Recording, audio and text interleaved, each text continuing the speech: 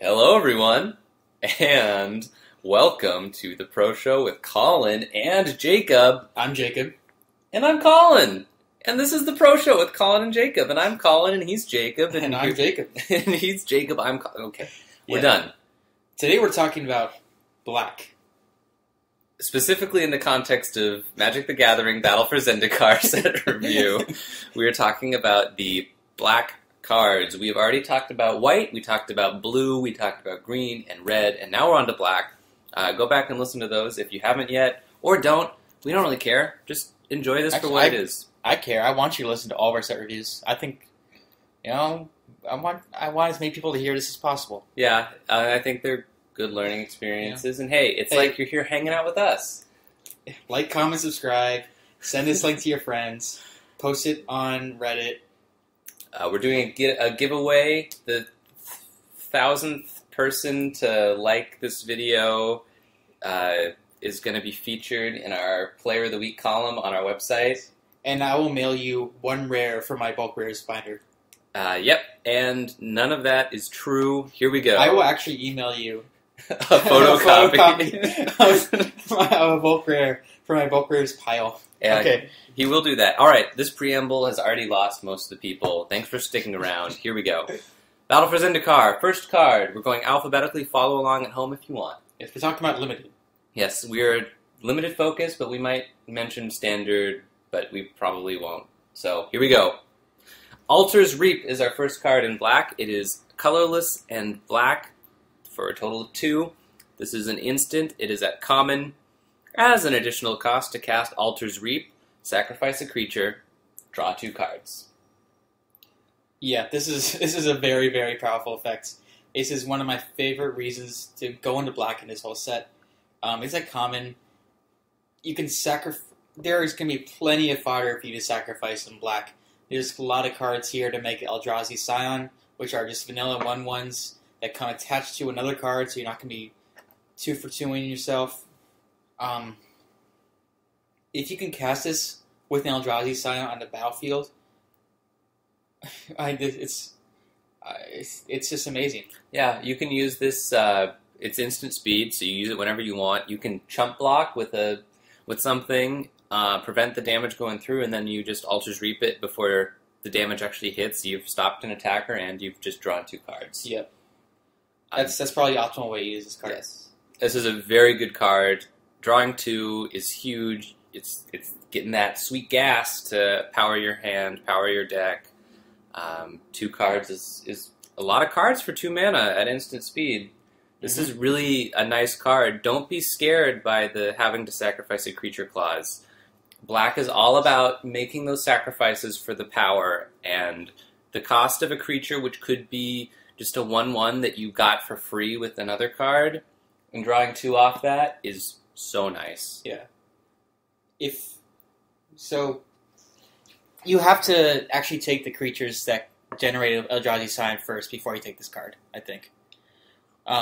If you see Altar's Reaps, but you don't see any Eldrazi Sky Spawners or any of the green cards that generate sacrificeable creatures, then somebody is taking those, and you're going to end up with the bad version of Altar's Reap, where you have to sacrifice the creature you actually want. Yeah. And at that point, Altar's Reap just becomes kind of a removal negator, where they try and remove a spell of yours, and then you sacrifice it to Altar's Reap before that resolves. Right, that's another way to use Altar's Reap. If you plan on using it on a Scion, and your opponent casts a removal spell targeting one of your creatures, well, you can sacrifice that one instead. Yeah. This card, it's really flexible. Drawing 2 cards is so nice. I cannot stress it enough. It's at instant speed. It costs 2. It's a colorless and a black, so it goes into multicolored decks fairly easily. I think green-black has kind of a sacrifice theme going. Yeah. And green can also color fix, so if you want to splash colors, then this is fine. Yep. This is a darn good card, and you should be happy picking it up pretty early if you think you have what it takes to make it work. I don't think it's 100% slam when you see this card, because there's removal is probably going to be better than this. Bomb. You need to have the enablers also. You need to have something to sacrifice. If you don't, then it's a bad card. but if you do, it is exceptionally good. Agreed. So our very first card, we cannot tell you exactly when to pick it because it's so nuanced, but we can tell you that it will do a lot of work in the right deck. And that deck puts a lot of scions on the board, or it's just a more slow, control-y type deck where you can use this card to dodge removal and get upside off of it. That's the worst case scenario. Yes. I guess if you have some bad bears in a deck that are not going to fit your overall game plan, you're just playing for curve purposes, this would be the acceptable scenario to play this. But really, you only want to play this card if you have Eldrazi Scions or something to replace itself with sacrifice to sacrifice. It's not a good card if you're sacrificing an actual creature. Yeah. All right. Enough said. All right. Next card? Next card. We have Bloodbond Vampire. 2 colorless, 2 black. This is a 3/3 creature. It is a vampire shaman ally. At uncommon. Oh boy. Whenever you gain life, put a 1/1 counter on Bloodbond Vampire. This card is very good. There is a black-white life gain archetype. Actually, saying that makes me realize black is involved with 3 different archetypes. 4 different archetypes. Well, black is in 4 different colors of paired black. Okay, very true. It also works with the allies, so there's 5, I guess. Well, all right. I'm gonna stop saying stupid things right now. Bloodbond Vampire. It's a 4-drop as a 3/3. There's a lot of ways to gain life in this set, and every time you gain life, this gets bigger. It doesn't matter how many life you gain because if it's 1 or it's 10, you're still only getting 1 counter per life gain trigger. This is really good. This would almost make me, if I had 2 of these in my deck, I would almost be tempted to draft that white core spirit healer that taps for 1 life. Like this card is so good that it makes that one playable, and that's pretty amazing. So I'm not entirely convinced on the archetype, on the life gain archetype, but having said that, you only need to trigger this card once before now it's just a very, very efficiently costed creature. 4 mana for 4/4 is, yes, I want to play that every deck, no matter what the colors are. So if you have 1 card that gains you life, or maybe like a couple cards that instantly gain you life, or some lifelink creatures, this is just a good card to put with those other cards. If the white-black life gain archetype is a real thing and has good payoffs and good solid creatures. Oh, this is the payoff. This is not really what I consider a payoff. This is just a big vanilla creature that gets bigger. If I really want a big payoff for a slower archetype like this, I want some creature with evasion or that has nice effects when it enters a battlefield, not just something that grows to be big. Because there's plenty of cards that grow to be big. That's not really special. But this is going to be a very good card if you trigger once. If you trigger 5 times, it's obviously going to be a great card. Yeah, I think this is still a pretty high pick. It is narrow in that you need life gain cards to make it work better, but it is an ally. It does trigger rally when it comes into play. Black probably won't end up being one of the main colors you're doing ally stuff with, but it certainly could. There are black allies, and they are quite powerful. I would pick this card pretty early. It does have a double black investment in its cost. It does push you into that archetype, but I think this is the kind of card you want in your deck because it has really good synergy with other cards, both allies and life gain effects, and it is just a reasonably costed vanilla creature if you don't get any triggers, and if you do get triggers, it does become better and better. Agreed. Agreed. Yes. And even if you don't triggers ever in a game, you get kind of unlucky. It's a 3/3 for 4. That's fine. Yep. Up next, we have Bone Splinters. This is a reprint of a card that's been around for a while. It's 1 black. It's a sorcery speed card. It's a common. Has an additional cost to cast Bone Splinters. Sacrifice a creature. And then it has my favorite line of text that can be on any card. Destroy target creature, period. Love it. This is removal it's 1 cost removal. There is the secondary cost of sacrificing a creature, but as we talked about with Altar's Reap, there are creatures you can sacrifice. This isn't an instant, so you don't get to have as much freedom to use this to... I mean, you cannot use this to stop removal or chump block with upside, but you can use 1 mana and an Eldrazi Scion to kill anything your opponent plays for 1 mana. Mm-hmm. Yeah, a 1 mana spell that says destroy target creature on it is going to be a pretty good card. Yeah. All the same caveats we gave to Altar's Reap also apply here. If you want to sacrifice a 2/2 to kill her 5/5, that's still not a very good trade-off. Because you're losing 2 cards there, including creatures already on the battlefield. But if you sacrifice an Eldrazi Scion or a card that replaces itself when it dies, this card is great. Yeah. This is a 1 mana destroy target creature spell in that case. And yes. There's really... Yeah, it's really good. Pick it pretty early, because cards that destroy creatures, they're what you want in drafts. And yes. I think we need to mention this card synergizes really well with Kitesail Scout. It is exactly what you want to be doing with the Kitesail Scout, is using it to sacrifice to Bone Splinters. In fact, that's his full potential right there. Okay, next card. Carrier Thrall. This is a 1 and a black, 2 mana. This is a 2/1 vampire. It's uncommon. When Carrier Thrall dies, put a 1/1 colorless Eldrazi Scion creature token onto the battlefield. It has sacrifice this creature, add 1 colorless mana to your mana pool. That's what all Scions do. Yeah. And now that I've said that, we don't have to repeat that for the rest of the set review. This is a 2 for a 2/1 that drops a 1/1 Scion when it dies. That's value. This is a really aggressive card.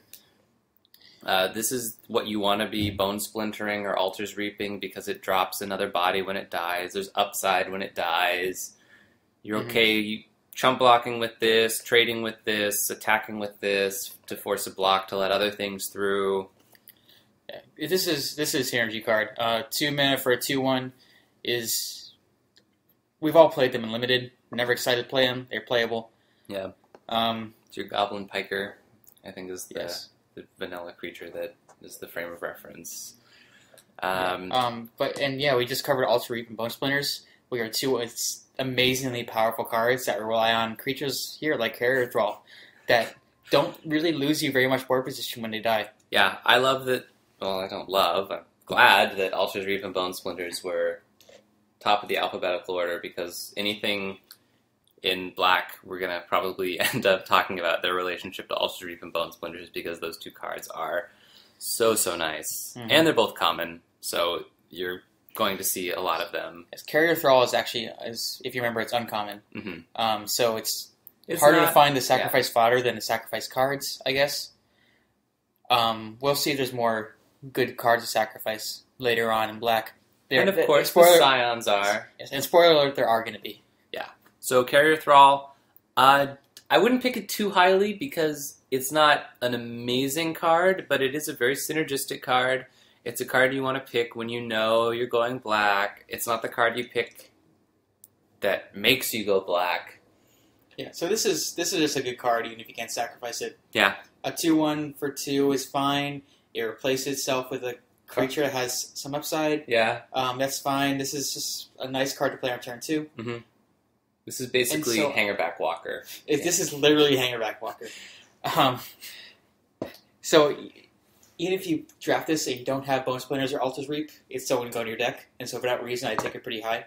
Oh god, Bone Splinters and Hangerback are going to be in Standard together. And Altar's Reap. Okay, we're done talking about Standard. Time to brew. Time to brew! Carrier Thrall. Pretty good. Pick it mid. Pick it when you know you want to go black. It's always going to be a good choice in your deck. Yeah. Even if you're not going sacrifice, it's still fine, because it replaces itself with... it's still a reasonable creature that has a good upside. And it's a 2-drop, and you're going to want 2 drops in your deck, because it's nice to play something on turn 2 and not get blown out by an aggro player. Okay, next card. We have Complete Disregard. It is 2 colorless and a black. It is an instant. Hey. It's a common. Also, hey. It's devoid, meaning the card has no color. It counts as a colorless card despite having colored mana as its casting cost. And this card, Complete Disregard, Exiles target creature with power 3 or less. This is super nice. Oh yeah. It's an exile effect, which means it's going to synergize with your processors, which you're going to see some more of in black. Yes, and we should just mention now in the set review, processors are Eldrazi type cards that take cards out of your opponent's exile and put them into your graveyard, and in doing so, they get some kind of beneficial effect, and that is, we'll call that processing cards. Yeah. So this is a 3-mana spell. You can generally expect creatures with power 3 or less to be 3 or converted mana cost 3 or less. There's a few of them that are going to be more, but for the most part, this is what you're going to be doing. You're going to be trading this either equally or down.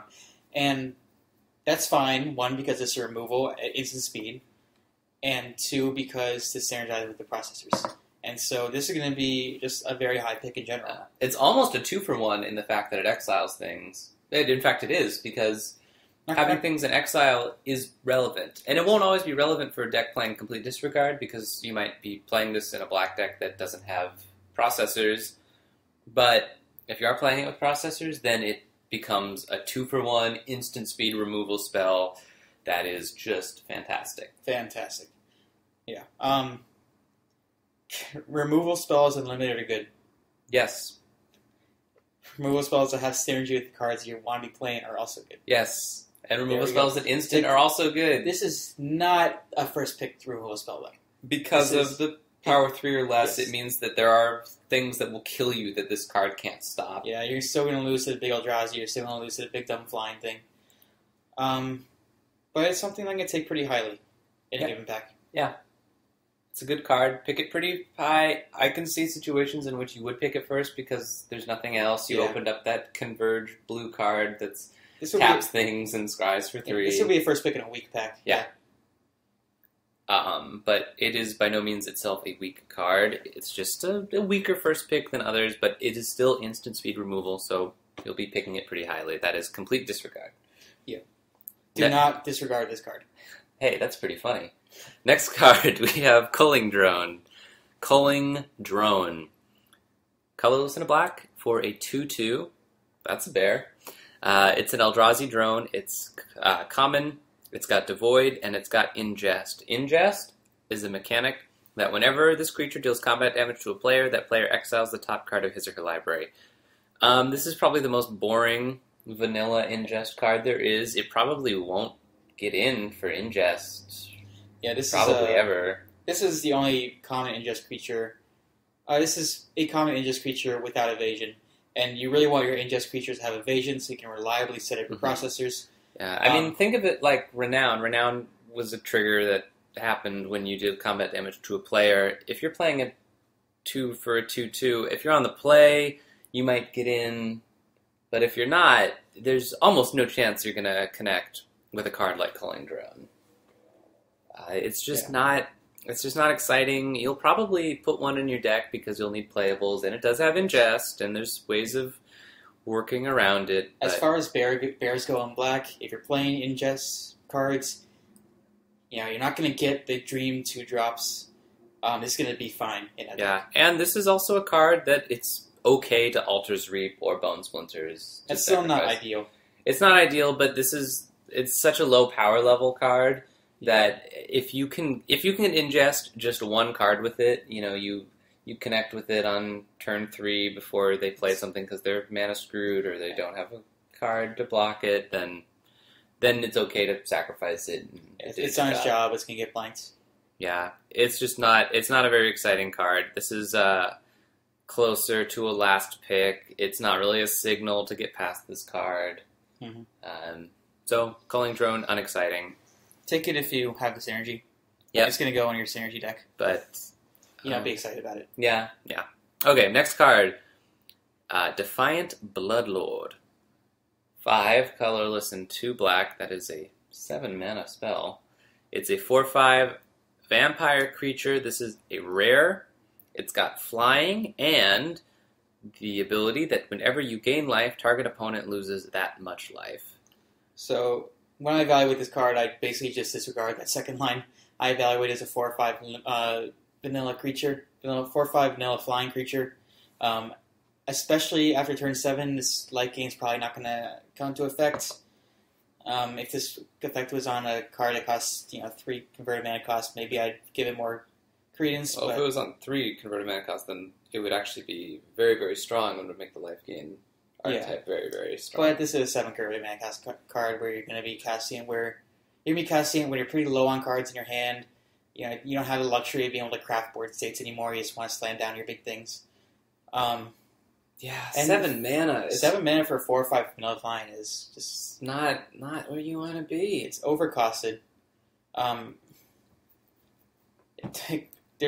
You won't have the mana to do any life gain stuff on the turn you play it. It's not an ally, so it can't trigger rally for the life gain effect. I think we saw in white. Mm-hmm. This is just really, really quite mediocre as a rare. Never a first pick. Yeah, it's still a 4/5 flying. Like, you will put this in your black deck. You will play it. If you're the life gain deck, then maybe you get some synergy out of it, but it's really not a compelling pick. If you're in the market for a 4 or 5 flyer, possibly because your opponent's playing one of the 4/4 flyers for 6 that exist in the set, it's going to do work when it's played on the battlefield just because it's a 7-drop. You can't rely on it actually being put in the battlefield. Mm-hmm. It's a dead card for a lot of turns if you have it in your opening hand. I don't want to pick this. I probably will let somebody else pick it in the draft. It's going to go higher than it needs to because it's a rare and it has cool effects. Mm-hmm. Yeah, it's a very cool card. The art's cool. It's like a vampire with all these floaty things around it. Yeah. But cool art does not a good card make, especially if it costs 7 for a 4 or 5. You're killing us over here. And it doesn't do anything when it hits the battlefield because you won't have mana to do any life gain stuff. This does die. Dies to Crushing Grip. It gets -6, -0, and loses flying. Oh, yes. Those Tightening Coils. Tightening Coils, okay. The amazing blue enchantment. The just blue Doomblade. I saw people rating that card pretty highly. But I just, when we talked about it, I think we got into why that isn't so great. Watch our blue set review, and we'll listen to it. I don't know if watching it's going to be that exciting.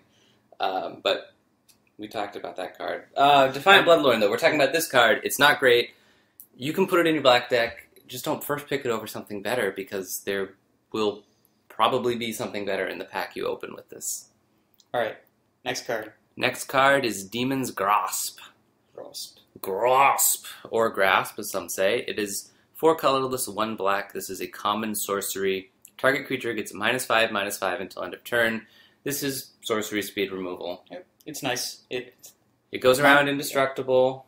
5 is a big number. 5 is a big number. It's reasonably costed. This is where you want to be for 5 mana, do 5 damage. Yep, and the fact that it's sorcery makes it a little less exciting, but the thing in limited is you take what you can get, and this is what you can get for 5. Yep, and this is going to be a pretty high pick as a result. Mm-hmm. This is probably worse than something like Outnumber, but it's something I'll be taking in the first couple picks of any given pack. Yeah, we've said this before. Removal is just so important in limited.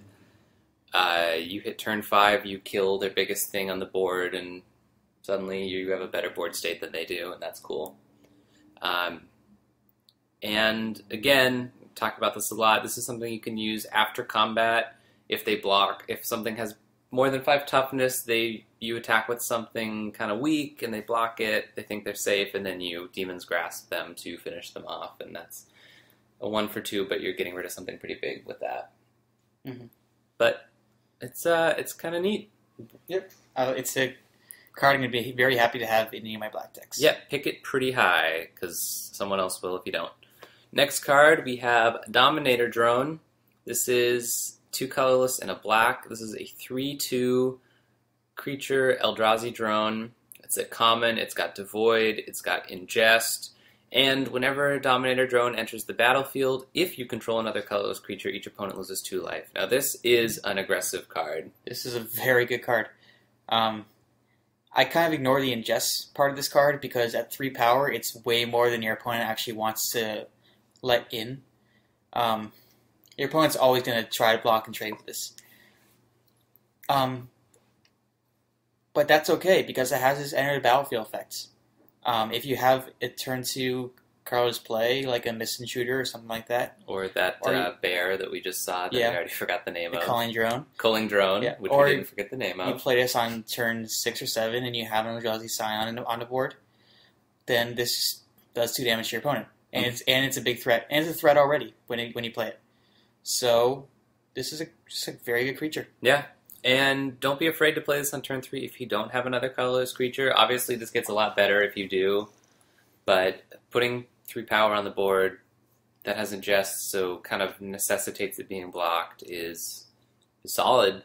I'd say pick this pretty highly. Don't pick it over removal. Don't pick it over a bomb, but pick it. Yeah, and this is not a card that needs synergy to be good. Yeah. You can play this without any colorless creatures and without any processors, and it's still just vanilla 3/2 for 3, which is not great, but it's playable. Yeah, and it works well in aggressive decks. The black-red aggressive deck, I don't think is going to be that strong compared to other sets. Yeah, this one, I guess Dominator Drone says it depends on other colors creatures. We saw some of those in red. Maybe that's the theme for black-red. Yeah, and we'll see that in the gold cards. I almost think we should do gold cards first because they kind of highlight the archetypes, but you know what? We got to save the most exciting and the best for last. Yes, and you can always listen to these in any order that you choose. Not the order we recorded. But that's that for Dominator Drone. It's a pretty good card, so pick it pretty high. There you go. All right, next we have... I think I've already said this about a couple cards now, but this is my favorite card of the set. Yes, we are doing Swallow Growth again. Yes. This is actually... I'm going to pronounce this how I'm going to pronounce it. Drana. How do you want to pronounce it, Colin? I'll just say Drana. Drana, Liberator of Malakir.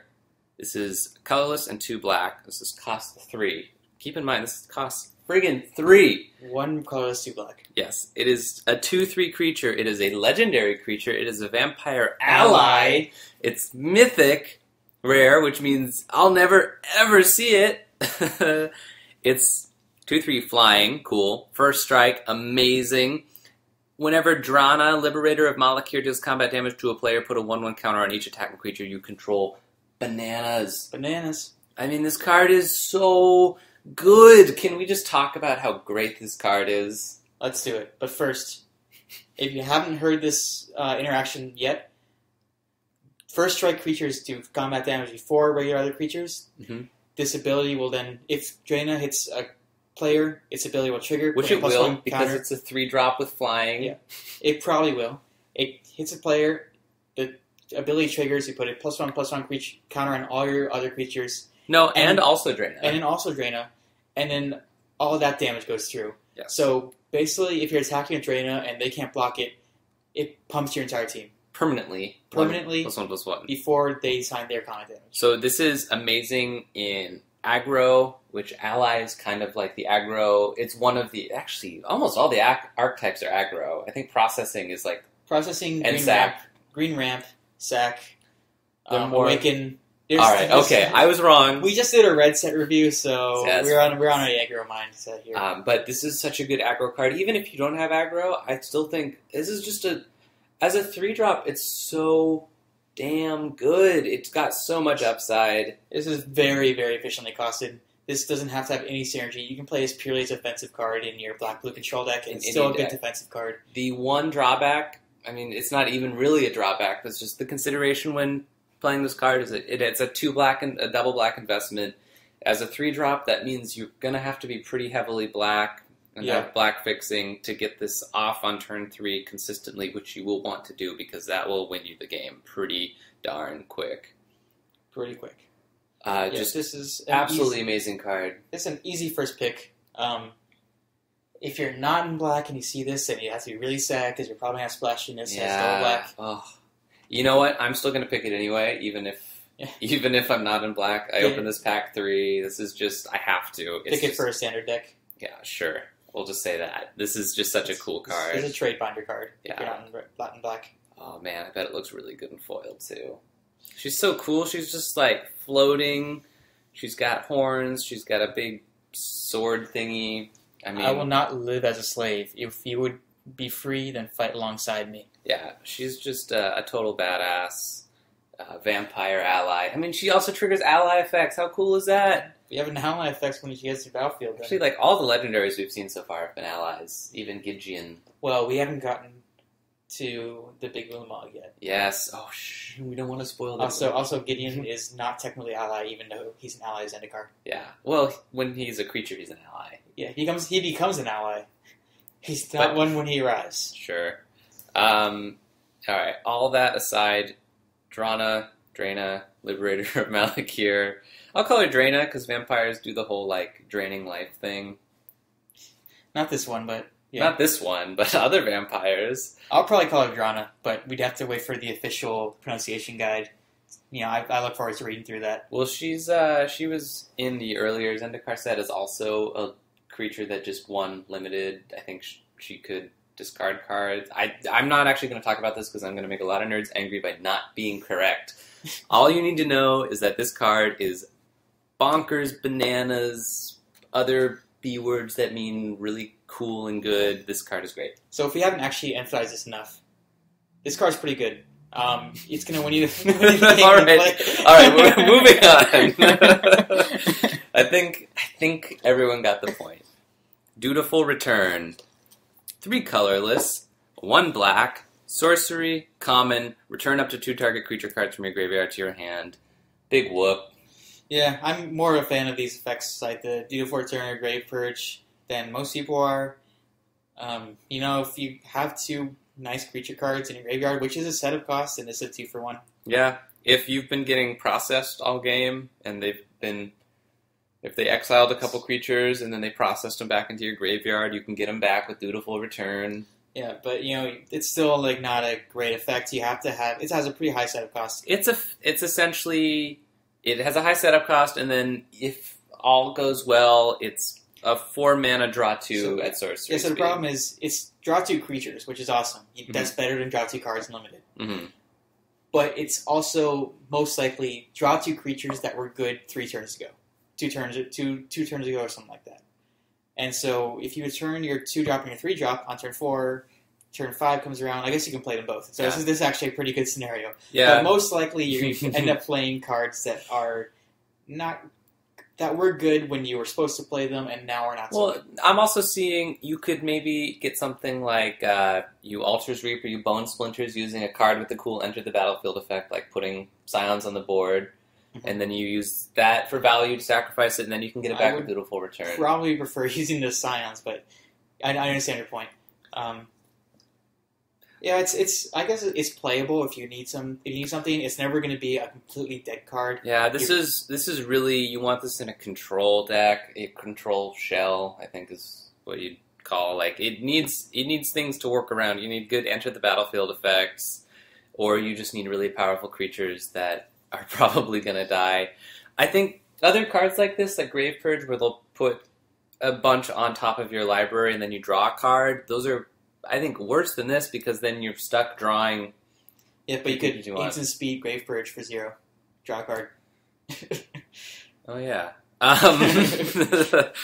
It's probably not worth it. No, this card, it's kind of hard to evaluate. I don't think anyone's going to be picking it highly. I think it'll end up in the end of the packs, at least the first couple packs, but around pack 3 or end of pack 2 when archetypes are really solidifying, you might be happy to pick this card. This card will wheel consistently. It'll be in the back half of every single pack. If you have the deck to take advantage of this, it's playable. Yep. And if you don't, it isn't. So there we go. This is kind of a binary card. You either want it or you don't. There's no middle ground. Our next card is Geyserfield Stalker. This is a 5-drop, 4 colorless and a black. It is a 3/2 creature. It's an elemental. It is common. It has menace, meaning it can't be blocked except by 2 or more creatures. And it has landfall. Whenever a land enters the battlefield under your control, Geyserfield Stalker gets +2/+2 until end of turn. This is quite good. Yeah, this is great for hitting your land drops. 3/2 menace is way overcosted at 5 mana. But a 5/4 menace is quite nice. That'll straight up win you the game. I don't think you can reliably hit landfall in black. I don't think that. Yeah, this is not a low-costed green-red creature. This is not in green at all. There's no green-black landfall deck. The green-black archetype is much slower than the landfall creatures typically are.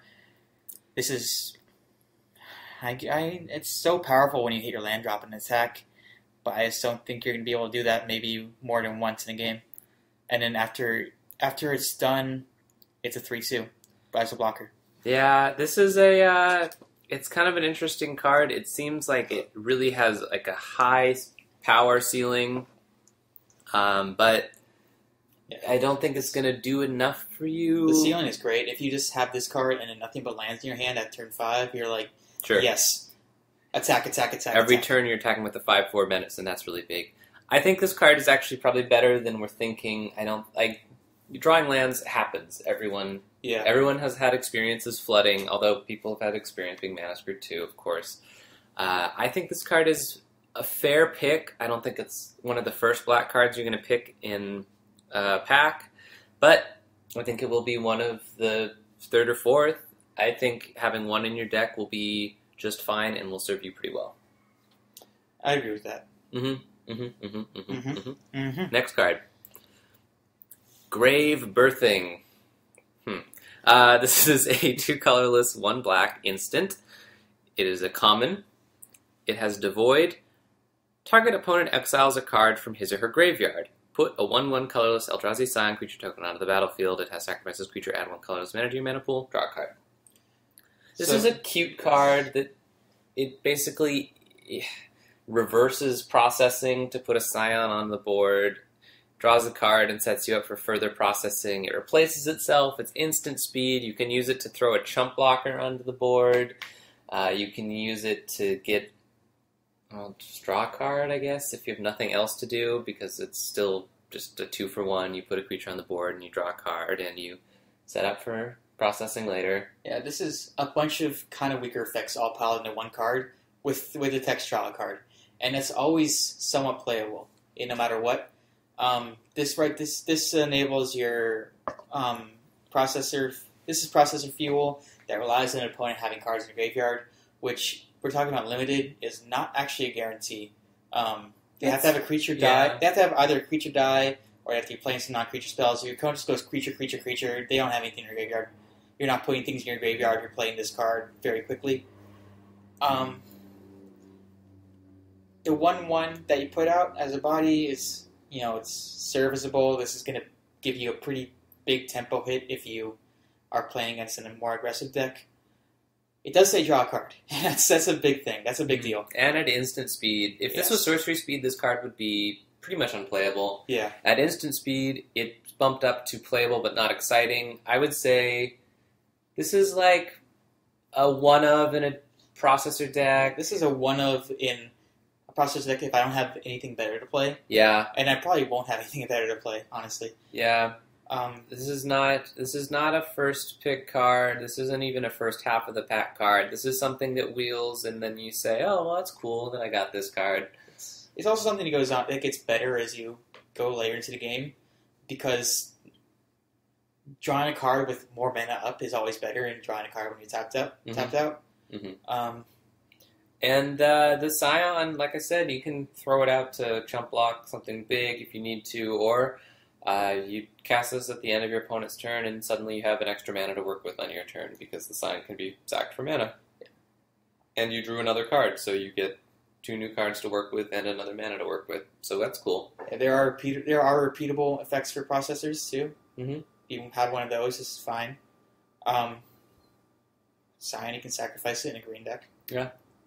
Not very high on this card. It will probably see play. I'll probably be reluctantly playing it in a couple drafts. Mm-hmm. It just doesn't do enough, I don't think, to be exciting, but it also does something, and that makes it playable. So play this card, don't play multiples, and you don't have to play this card if you have 23 good things that are better than this. If your deck is good, don't make it bad by putting this card in. Yes, but if your deck is bad... This will not make it worse. Yes. Great. Got it. Okay, next card. Grip of Desolation. 4 colorless, 2 black. This is an uncommon instant. It's devoid. Exile target creature and target land. This is a 2-for-1 card at instant speed. This is exactly what you want to be doing with removal. Just getting totally rid of a creature and land. Exile target creature is a pretty good sentence to put on a card. Mm-hmm. At 6, that's over. That's, if it only did that, it wouldn't be really worth it. It's 6. It's overcosted. Right, the Serpent from Constar Kier showed us that this, people still play as Anointed, and it's still a reasonable card to put in a deck. This one also says target land, so I guess if your opponent has something like a fancy Awakened land, or maybe just a dual land, you can target that.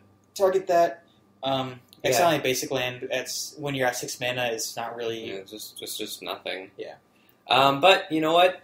It's just extra value. You're exiling a creature, and you get a land out of it too. So why not? That's more fuel for your processors. Yep. Double fuel for processors. Yeah, processors love this card. It's the one weird tip to processing. This card still resolves if the creature is an invalid target when it tries to resolve, because it also targets a land. Yep. So you're guaranteed to get that processor fuel. They can't Altar's Reap to blow you out with your Grip of Desolation. Yep. Next we have Ghoul Draws Overseer. Ghoul Draws. Ghoul. I'm sorry. 4 colorless, 2 black. This is a 3/4 vampire creature. It is a rare.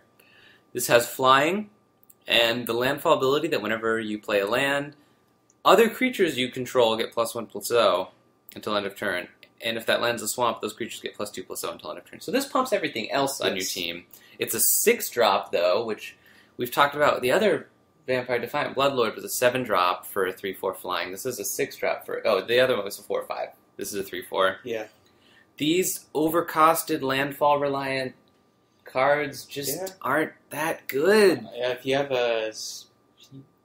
play a turn 6 play, you can't really reliably actually get more landfall for that creature. At least in limited as we know it. If you get to cast this creature, it's pretty likely just be at the top of your curve. You're not playing any more lands.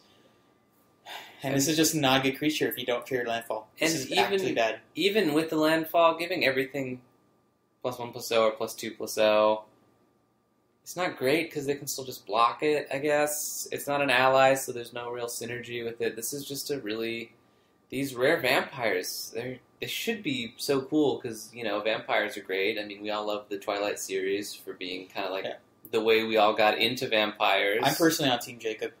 That was Jacob who said that, not Colin. Colin's also on Team Jacob. Yeah, yes. I'm actually on Team, I don't know. Okay, poll for our viewers. What team are you on? Comment below. Yep, or tweet us at... No, I don't know. Or send us an email at proshow.netflix.biz@gmail.com. Yes, send us what team you were on at proshow.netflix.biz@gmail.com, and we will email you back. We literally will. Next card, we have Hagra Sharpshooter. 2 colorless, 1 black. This is a 2/2 human assassin ally. And it's uncommon. It costs 4. It doesn't cost 4. It has an ability. You tap 4 and colorless and a black. Target creature gets -1/-1 until end of turn. This is 3 for a 2/2. It's not exciting. It's an ally, which makes it slightly more playable. It's got a pretty lame... the 5-mana effect interacts well with their 2-drops, and that's not what you want your 5-mana effect to be doing. You're probably not going to be doing anything relevant with this ability. If you're 5 mana, your opponent's going to be playing big fine things, or have ramped out into something pretty big, or they'll be very, very wide at that point, and turning their 2/3 into a 1/2 they're going to be fine. I still have 11 power on the board.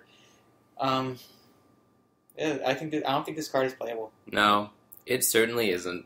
3 mana for 2/2. It's also uncommon. I was so high on black before we got into this, and now I'm seeing all the rares and uncommons are literally garbage. Oh, man.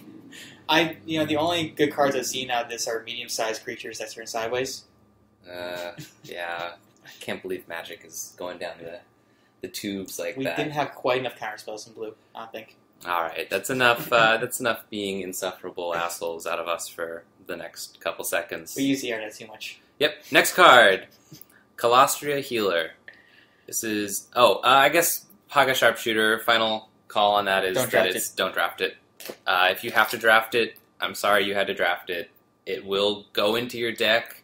Best case scenario is it's a rally trigger for you, but it's just not good. Mm. Okay, next card is Colostria Healer. Colorless and a black for a 1/2 Vampire Cleric ally at common. It has Rally. Whenever it or another ally enters the battlefield under your control, each opponent loses 1 life and you gain 1 life. Cool card. Cool card. It's still a 1/2 for 2 with no evasion. But when it enters the battlefield, it already drains 1. Yeah, if you can if you can get a lot of allies to trigger this multiple times, maybe have some life gain effects. Oh man, Unified Front, that 4 mana white converge. That card just goes so well in every ally deck. Yeah. And you just have to have merge for it. Well, if you're playing black and red and green and white, then yeah, sure. Yeah, then you're already there. Yep. Yeah. I think if you can trigger this, it triggers once. If you can trigger this, maybe 3 or 4 times over the course of the game, then it's actually a good card. Yeah, and if they have to use removal on this, that's they're really never cool. going to do that. Yeah. If they have to use removal on this card, then they have lost the game. Yeah, but if you play at least 2 other allies, this card is Siege Rhino. So that's actually pretty good. Literally Siege Rhino, except it's 1/2 instead of 4 or 5. It does not trample. Yeah, but yes. But it only costs 2, which is like 2 Siege Rhinos. Oh, that's true. And it's a common. Alright, we're really being shitlords this time. This is a good... You get a lot of angry comments for using that word. I'm sorry, everyone. This is a good card. I wouldn't say it's great. I wouldn't pick it too high.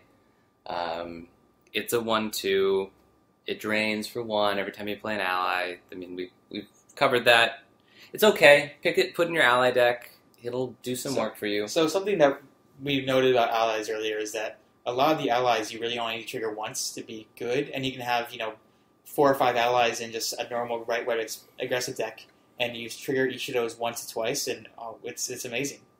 With this one, you need to have a lot of allies. You want to be playing like 8+ allies with this guy. You can't just throw this in a normal deck and trigger it a couple times and be like, yep, this got value.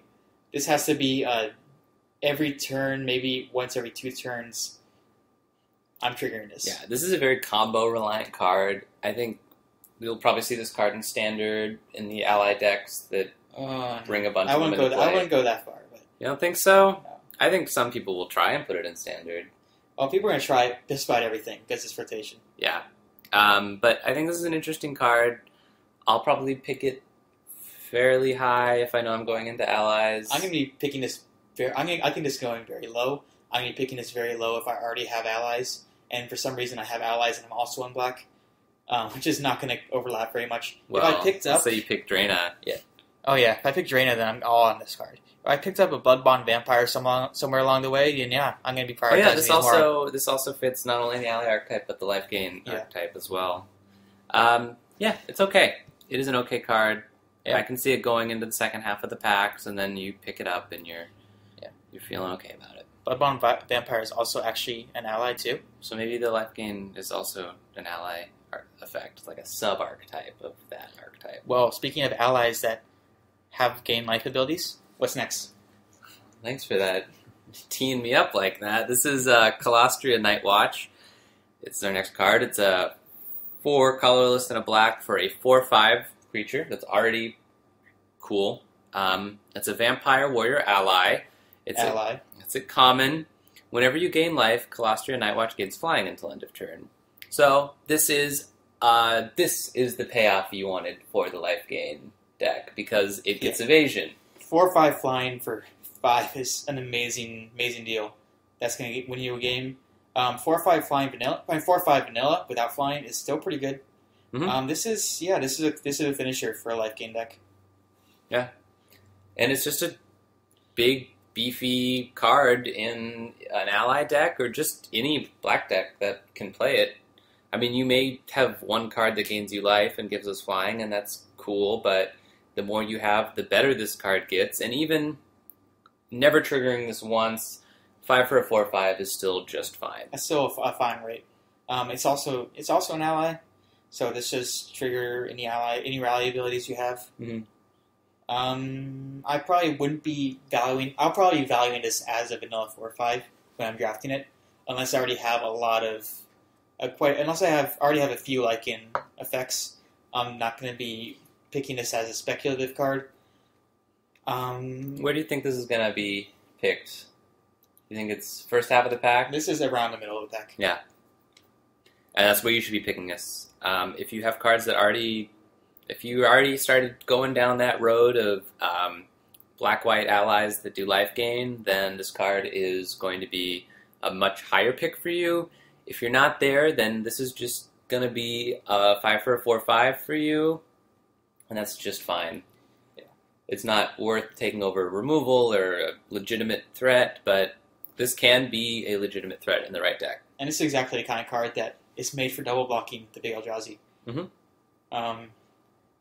Pair this with a 3/3, and all of a sudden you can take down a 7/7. Yeah, cool card. All right, next we have Malakir Familiar.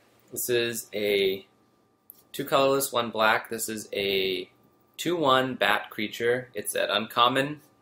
It's a flying card. It's got Death Touch, meaning that whenever it deals damage to a creature, destroy that creature at the end of combat. And whenever you gain life, Malakir Familiar gets +1/+1 until end of turn. This is a card that will be picked up pretty highly. It's essentially a 3-mana removal spell that sticks around, that you can choose when to use it. You can get in for 2, sometimes more, because there are quite a few life gain effects in the set. Yeah. What do you think? So there are a few early flyers that will be able to pick this off. There's a Missing Shooter in blue, and there is the 2/2 for 3 in white.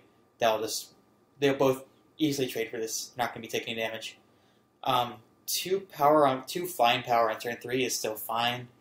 I really like this card because it has Death Touch. Yeah. And this is one of the very, very few cards with Death Touch that's in the set. Mm-hmm. So this will never be blanked by one of the big dumb flying rares or, And in fact, the opposite is true. Those will be really just totally stalled out by this card. So in a typical game, this will be attacking for a couple turns, and then just sit back when they play their 5-drop and not attack anymore. Or it'll be sitting back when they play their Missing Shooter and not attacking, and then it'll be blocking a processor or something. This is a very reasonably costed creature. Death Touch is something that really has a lot of value in limited formats. Sometimes it can sneak up on you. You might think, oh, this card isn't as good. Like, it's a 3 for a 2/1 flying. The life gain trigger probably won't really be relevant in most cases. So if you're playing this on turn 3, you're probably not going to get maybe 1 life gain trigger on turn 4, and then, maybe it'll probably be blanked by turn 5 or 6. And when it's blanked, when it's only used as a blocker, that +1/+1 is now irrelevant because it doesn't matter. It has Death Touch. It's just trading for a bigger creature. I'm trying to think, are there any cards in the set that make a creature deal damage to other... There's the green fight card. Yeah. But those have creatures deal damage to each other. Yeah, I think you also need to use a non-color or a colorless creature for it. I don't think so. No, whatever. Someone will figure it out. It's just not going to be us right now. Malakir Familiar, it's going to be a pretty high pick. Death Touch is a very valuable ability. I don't know if I would first pick this. No, not a first pick. This is the top third of the pack. Yeah, this is like a tier 2 removal. It comes on a body, which is cool. It can be a little aggressive, which is cool. But ultimately, you'll probably end up taking a little damage before this card hits its optimal block. Yeah. I like it. Mm-hmm. It's a good card. It'll go first 4 or 5 picks usually. If you get past this pretty late, it's a good sign that black is open. Yep.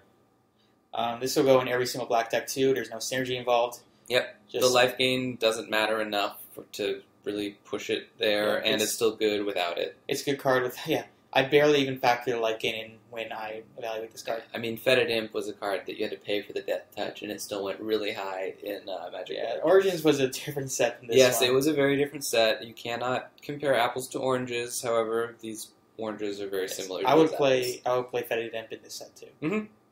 I mean, this is a 2/1 that can kill any creature your opponent plays. Unconditional. Well, the condition is that it deals combat damage. And it can't be an indestructible creature. Yes. So it does not beat Ulamog, sadly. Nope, unfortunately. This will... one problem with this will trade down with the Kitesail Scout. Kitesail Scout totally bricks this card. Kitesail Scout just does so much work against all these cards you're talking about. Yeah, that's why I'm running as many copies as I can in any draft deck, because no one's going to pick them, because they rate that card so low. I'm going to have 6 in my deck. 6 Kitesail Scouts is 6 damage a turn. And can you imagine the dream draw of turn 1 Kitesail Scout, turn 2 Kitesail Scout, turn 3 Kitesail Scouts, turn 4 the white instant that gives creatures +2/+1. I think you just win the game right there. I can. You just win the game right there. Yep. All right, guys. That's the strat. That's you heard it here first. We have solved the format. You don't even need to keep listening. Actually, you do. Keep listening, please. Yep. Mindraker is the next card we're talking about. And Mindraker costs 3 colorless and a black. It is a 3/3 creature. It is an Eldrazi processor. Yeah. It is a common. It's got Devoid. Whenever Mindraker, or just when Mindraker enters the battlefield, you may put a card an opponent owns from exile. Okay, you process a card. Each opponent discards a card. And this is probably the least exciting processor. Making someone discard a card isn't always the best in other formats because they usually just drop a land. However, in Zendikar, every single card in your hand is relevant, so having to discard one feels pretty bad. Yeah, this is a processor common. If you're doing the ingest processor combo, you're probably going to have one of these, just because 4/3/3 is fine. No other deck really wants this except for the ingest processor deck. Yeah, because 4/3/3 with no upside at all is just not exciting. You're going to be taking this card way before anybody just wants a Hill Giant. I think it's a decent effect. Yes. Something to note: if you open this in a pack and you don't pick it, and that pack wheels to you and this card's gone, that's a sign that someone's in ingest and processor, because this card only works in that specific deck. Yeah. Or it just means that someone's not very good at drafting. Or somebody the person right before you speculate on or something. You have to read the signals as a whole. But yes, this is a very archetype specific card. And it's really not that bad in that archetype. Like we said, discarding a card hurts a lot more in Battle for Zendikar than it would in another format, because even your lands are useful. They either trigger landfall or they're special lands, spell lands, man lands. It's a good card. Not great. Pick it if you're already in the processor deck. This will probably wheel pretty late first pack because it's hard. It's probably still a top half of the pack card, just because it does work. It does work pretty well on the processor ingest combo. This is card advantage if you play it and exile something. It can block fine. I'm gonna want one in all my ingest processor decks. Yeah. If somebody at the table is in it and they see the card, they see the card 5th through 7th, they're probably gonna take it. Yeah.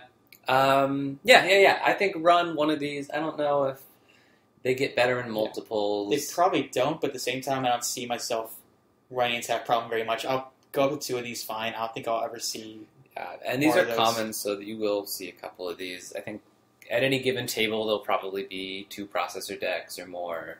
That's just how limited works. It's a strong archetype, so a lot of people are going to want to go into it. All these archetypes so far seem really strong, so I'm so excited to see what happens. This is looking to be a great set. Next, we have Myers Malice. Ooh. It is 3 colorless, 1 black. This is a common sorcery. Target opponent discards 2 cards. 4 for that effect isn't super. It's a mind rot that costs more. Yes, but it's got the upside of Awaken for 3. I don't think we've had any Black Awaken cards yet, so I will Mhm. go into this. Awaken, you cast a spell for its Awaken cost. In this case, it is 6, which is 5 colorless and 1 black. If you cast a spell for its Awaken cost, you also put 3 1/1 counters on target land you control. That's because this is an Awaken 3. You put the number of Awaken onto the land. So Awaken 4, you put 4 1 counters, etc. If you cast a spell for its Awaken cost, you put 3 1 counters on a land you control, and it becomes a 0/0 elemental creature with haste. It's still a land. It's a permanent change, so it's always going to be a creature. It's got haste. Yeah. That usually won't be relevant because Awaken costs so much that you usually won't have a land free. But when you're casting this for its Awaken cost, it's a 6-drop for a 3/3 that when it comes into play, your opponent discards 2 cards, and that's pretty nice. And the nice thing about this costing so much for its Awaken costs, if that can be a nice thing, is that by the time you play this, your opponent probably has maybe 2 or 3 cards in their hand. And they're going to be They're going to be good really ones. expensive ones. Or they're going to be 2 lands, your opponent's going to be feeling pretty bad already. But I mean, this is a 3-for-1, essentially. If you play it for its Awaken, you're getting a creature and you're making them discard 2 cards. Yeah. So the thing about Mind Rot is that it didn't really matter how much it costed. You were saving it until they had very few cards in their hand. You weren't just jamming on turn 3. So the fact that it costs more isn't really a big concern to me. It's still Mind Rot that you're playing on turn 5 or 6 or something. And when you do get on turn 6, you also get a creature. So I would value this higher than I would something like I would value this more highly than I would value Mind Rot. I will actually play one of these in my black deck, in a black controller deck. Mm-hmm. Yeah, I agree with that. I believe it was blue, I think we talked about how Awaken costs. It's kind of like the thing about it is there's like the fair cost for the effect and then the Awaken cost, which is also pretty fair for what it does, but it just makes the card superb. 4 at sorcery speed for opponent discarding 2 cards, you're generally not going to want to run that at 4. So the fair cost isn't as fair as it has been in other sets, but as we just talked about with the Mindraker, discarding cards is a bigger deal in Battle for Zendikar than it has been in other formats, so maybe that 1 extra cost has justification for being there. Yeah. So I wouldn't pick this too highly. This will probably be going in the last half of packs. Last half of the pack, but I believe this is going to be doing a lot more work than similar discard spells in previous formats. Yeah. All right, next up. we have Nirkana Assassin. This is 2 colorless and a black. This is a 2/3 creature, vampire assassin, ally. It is a common. Whenever you gain life, Nirkana Assassin gains Death Touch until end of turn. I'm not too happy about this card. It's really hard to trigger. I'm trying to think. There's Tactics in Tandem that gives you life gain on instant. There's creatures that can, the horrible 1-drop that you're not going to be playing that can tap for life gain on instant. And so black doesn't actually gain you life very much. When it does, it has the kind of drain effects from the Colostria Healer. You have to be playing in white to really actually play this card. But it's an ally, so you probably are playing in white anyway. And Death Touch is not that great an effect to be giving just arbitrarily. We have to have conditions for this. You have to have a life gain card in your hand. Mm-hmm. It has to be instant. It has to be instant. It has to actually be useful in the combat step. Because if you just say, I gain life, now this guy gains Death Touch, and we trade my creature for your creature, you have basically just 2-for-1 yourself to gain some life. Mm-hmm. So it has to be, the life gain card has to be useful in combat. And your opponent has to have a big creature that you have to be able to block with the Nirkana Assassin. So this doesn't help against cards that have evasion. Now, 3 for a 2/3 is a relief. It's a fair body. It's an unexciting but fair body. Yeah. And it's an ally, so it triggers Rally. I feel like I've kind of had to every single ally will trigger Rally. I've had to say that for every mediocre ally. It still triggers Rally. When you play this, your creatures can gain Vigilance until the end of turn if you're playing that ally. But. Sweet. No, this isn't. This really isn't a top pick. We were really singing the praises of Malakir Familiar for being a Death Toucher, also a 3-drop, but that one always has Death Touch. Mm-hmm. it's a threat. This is not a threat. This is just this needs so much to actually be useful that I don't think it is. No, it's one could find a way into a deck if I'm playing. I'm not very happy about that deck in the first place, but this is 22 or 23. If I have a successful draft, this is not going to be in my deck. Yeah. Sorry, Nirkana Assassin, you're just not that good. And being from Seattle, I think we should give a shout out to Nirvana Assassin. Yes, grunge and flannel and all the other cliches. Oh, Rain. And Starbucks. And heroin. And heroin and Amazon and Microsoft and what else we got? Sleepless in Seattle. Yep. Grey's Anatomy. The Sonics. The Seattle Supersonics. Hawks. Go Hawks. Go Hawks. All right, that's enough. Next we have Ob Nixilis Reignited. I just said this about Draina, but this is probably one of the coolest cards in the set. Would you say this is one of your favorite cards in the set? It is, but not just not because it's so cool. I'm a sucker for legendary creatures. Planeswalkers are kind of different. I just don't get as excited about them as I do for legendary creatures. How can you look at his flaming hand and be like, I'm not excited to use this? But this card is really cool. He's got crosshatch flaming nipples. Oh, yeah. He's got the weirdest 2-pack I've ever seen. He's got a kind of a dorky helmet on. Look, we're not here to talk about how weird Ob Nixilis Reignited looks. We're here to talk about how well Ob Nixilis Reignited plays. Agreed. This is a 5-drop. It costs 3 colorless and 2 black. It comes into play with 5 loyalty counters. It is a mythic rare, meaning that you will poop your pants when you see this in your pack because, hooray, you just drafted something that will probably be a standard staple for the next 2 years. This is a really amazing card. Here are its abilities. It has a +1, or I guess he has a +1. You draw a card and lose 1 life. As a +1 ability, that is so cool. You want your Planeswalkers to be able to give you card advantage the turn you play them, or kill something the turn you play them. Yeah. So, yes, continue. Its -3 is destroy target creature, period.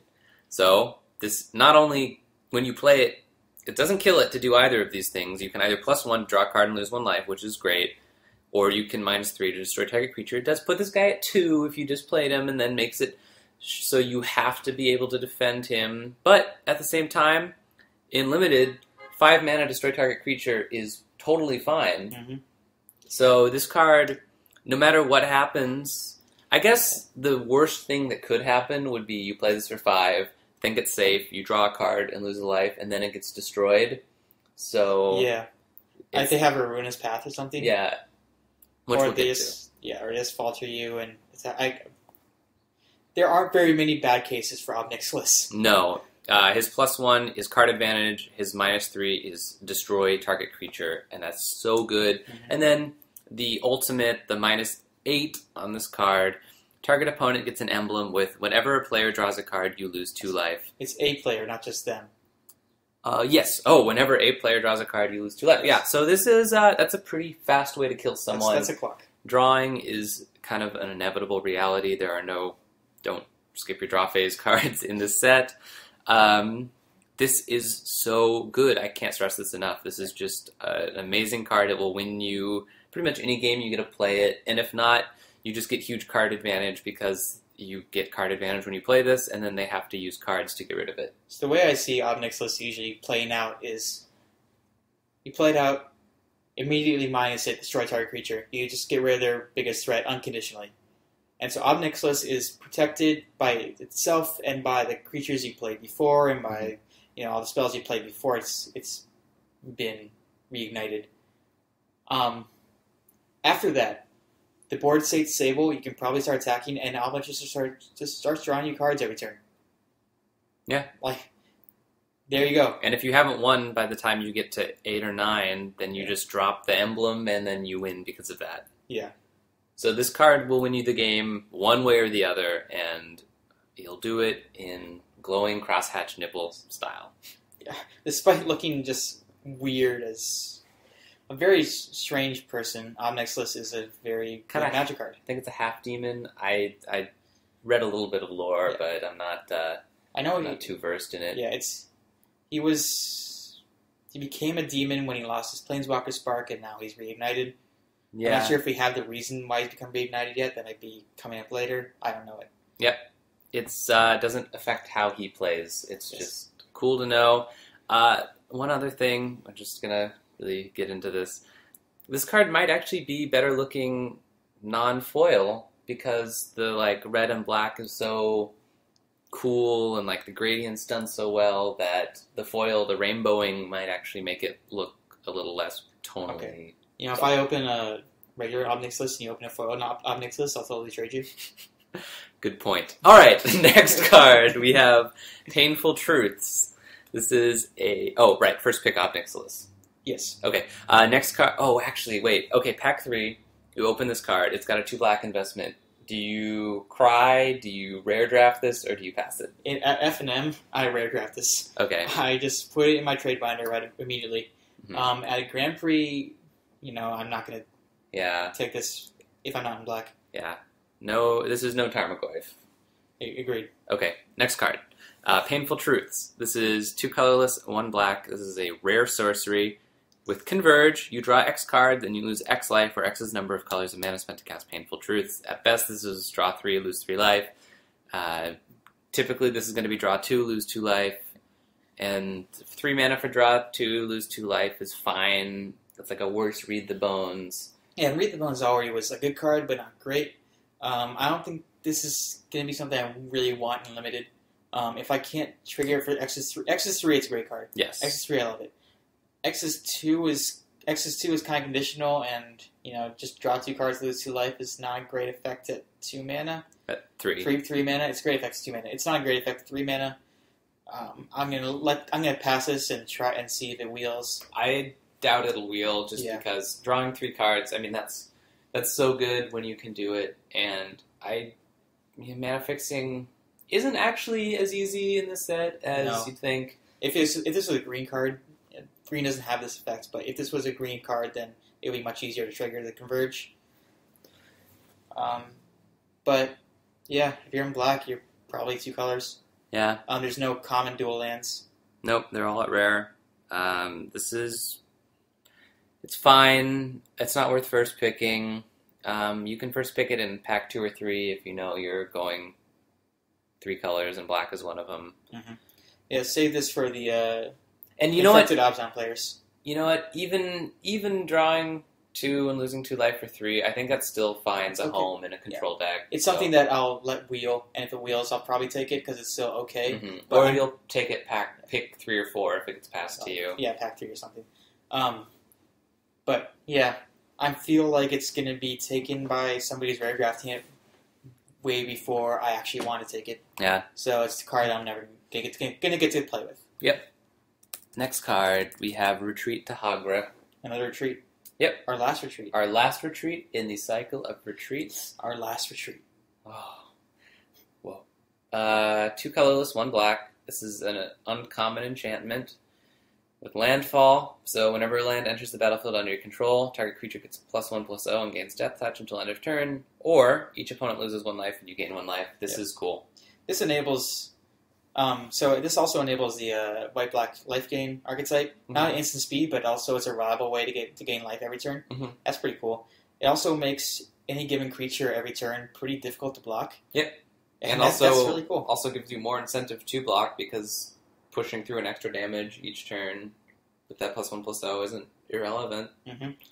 So I like it. This is a good card. I think pick it pretty highly. Don't pick it over bomb creatures or nice removal, but Or the top. It's not top on the same level as the top tier commons, but it's good. yeah, this is like a 2nd or 3rd pick, or even a little after that. This is maybe like 5th or 6th. Oh, yeah, okay.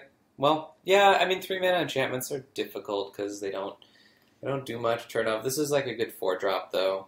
Yeah. Or a turn 4 play where you tap out 3, you play this, then you play your land, Yeah. and then you feel pretty good about whatever you're about to do that turn. Yeah. You're still not affecting the board right when you play it.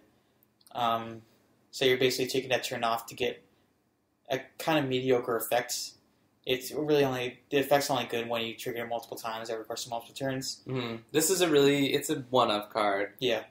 Actually, all the retreats stack. But They do, but I don't want to take multiple turns off. Yeah, that's a good point. Maybe just coming from Magic Origins, having skew perspective, but it seems like a good recipe to start losing a game. Yeah. Okay, so pick it medium, high, middle of the pack. Don't let someone else get it if you can help it, but get something better if you see it. Mm-hmm. Next we have Rising Miasma. It's a 3 colorless, 1 black. This is an uncommon sorcery. All creatures get -2/-2 until end of turn. Fine. Awaken 3 for 5 colorless and 2 black. So I play a lot of Eyeblight Massacre in Origins. That gave -2/-2 to all non-elves. And I found that was actually more of a drawback than it was a boon. Because the dedicated elf deck didn't really have that much going for it. So if you're playing black, you're probably going to go up against people playing elves. And your -2/-2 just wouldn't hit those elves. Make it a lot worse in your hands some games. This is just unconditional -2/-2, and I like that a lot. This is going to be very unexpected when you play it. You can craft board states to take advantage of this. It can wipe out. It's the worst time. The worst it's ever going to be is probably a 1-for-1 with one of their early drops, which is not great. Mm-hmm. It's not terrible. If you can ever make this 2-for-1, it's obviously great. If you can awaken this for 7 mana, I think this is a card that you would be just fine playing without the awaken cost, because at 7 mana, there's not a lot that doing -2/-2 to all creatures is going to accomplish. Yeah, that's true. Your opponent's played much bigger creatures by then. -2/-2 is not going to make meaningful effect on the board. But you're still putting a 3/3 into play while also getting that effect. Maybe you're clearing out a bunch of Scions that have been building up with like a From Beyond on the board or something. Yeah. It's okay. I think this is a really okay card. I think it's not premium removal, but it is a potential board wipe early and a potential awaken card late. Yeah, this is something I'm probably going to be taking in the top third of the pack. Probably would be unhappy first picking this, but if I follow up a good black card with this, then I'm feeling pretty good. Okay. I will agree with that. I'd pick this a little lower. I'd probably let this get to the middle or later in the pack because we haven't even seen some of the really biggest creatures yet. We're going to get to those. -2/-2 in Origins is just like a board wipe. In Battle for Zendikar, it just clears out all the fodder that you play in the first couple turns. This hoses landfall decks, though. So actually, I would pick this higher just because I wouldn't want to lose to an aggro deck. Yeah. If your opponent's playing Side Leopard, the Side Leopard deck, then they are not going to want to see this card. Yeah. Oh, by the way, sidebar. I was looking at the art for Side Leopard. Yeah. And it's literally just a leopard that has metal sides coming out of its front forelimbs. That's amazing. Like, that's why it's called Side Leopard, is because it literally has sides on its limbs, which doesn't make sense. How does it walk? Well, they're like, dear listeners cannot see this, but they come out of the forelimb and go back. But leopards have claws and teeth. Sides seem kind of redundant. Okay. A little bit redundant, but sides are never going to be bad to have. Moving on. All right, Ruinous Path. This is, I think, one of your favorite cards, isn't it? Of course it is. It's a spike card as heart. All right. Ruinous Path, 1 colorless, 2 black. This is a sorcery. It's a rare, so you won't see it very often. Well, you will in Standard. Probably. Yes, you will. This has the text that says, destroy target creature or planeswalker, period. Great. Even better, awaken 4 for 7. So, for 7 mana, you're killing the biggest threat your opponent has and putting a 4/4 onto the board. Yep. And this has some of my favorite texts on it that could be on a card. Destroy target creature. But by the way, also planeswalker. Yeah. And if you cast this late against your big finisher, Obnixilis against Gideon against. You cast this against their finisher, then you can also awaken if you have 7 mana and 2-for-1 them. This is an easy first pick, always. Yeah. If you open this, pack 1, pick 1, you're taking this, you're looking for black. You might be sad, you might get forced out of black. Pack 1, don't You know, don't all in on a color because of your first pick, but you will be really, really trying to go into black if you first pick this because it is just such a great card. And at the very least, you got a trade binder card. Yep. 3 mana sorcery for unconditional removal. Not quite Hero's Downfall, but... No, it's not instant speed, but it makes up for that by having the Awaken. So I think that trade-off makes it quite nice because early, it's just to destroy target creature for 3, which is... Or Planeswalker for 3, which is huge. Or it's late game, 7 mana, put a 4/4 into play that destroys target creature Planeswalker. So that's pretty darn cool. Okay, next card. Mm-hmm. This is... I have no idea what to do with this card. This is a tricky one to evaluate. I think the tricky part is that it's bad.